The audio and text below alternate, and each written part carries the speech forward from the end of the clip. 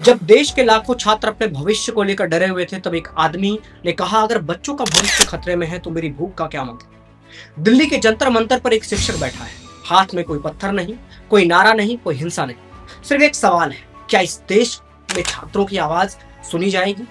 ये कहानी किसी नेता की नहीं, ये कहानी उस इंसान की है जिसने लद्दाख की पहाड़ों में अपने बच्चों के लिए स्कूल बनाए, पर्यावरण के लिए लड़ाई लड़ी और करोड़ों युवाओं को सपने देखने की हिम्मत दी। आज वही सोनम वांगचुक दिल्ली के जंतर मंतर पर भूख हड़ताल पर बैठे।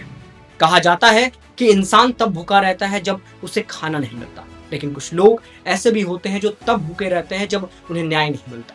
और शायद सोनम वांगचुक उन्हीं लोगों में से एक है। उनका कहना है कि देश के छात्रों और युवाओं से जुड़े मुद्दों, परीक्षा प्रणाली में पारदर्शिता और जवाबदेही के सवालों को गंभीरता से सुना जाना चाहिए।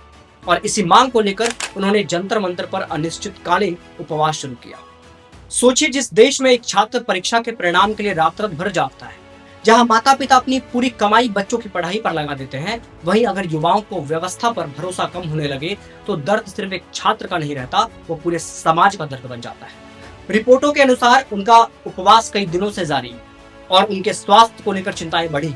लेकिन शायद कुछ लड़ाइयां शरीर की ताकत से नहीं बल्कि विश्वास की ताकत से लड़ी जाती है। और सबसे बड़ा सवाल, क्या लोकतंत्र सिर्फ वोट देने का नाम है या फिर सवाल पूछने का अधिकार भी लोकतंत्र का हिस्सा है। आज जंतर मंतर पर बैठा हुआ इंसान सिर्फ अपना मुद्दा नहीं उठा रहा, वह शायद उन लाखों युवाओं की बेचैनी की आवाज बनना चाहता है जो अपने भविष्य को लेकर चिंतित है।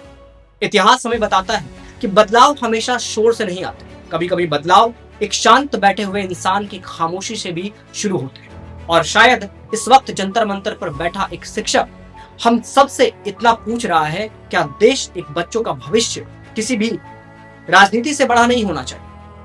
विचारों से असहमति हो सकती है, लेकिन सवाल पूछने का अधिकार लोकतंत्र की सबसे बड़ी ताकत है।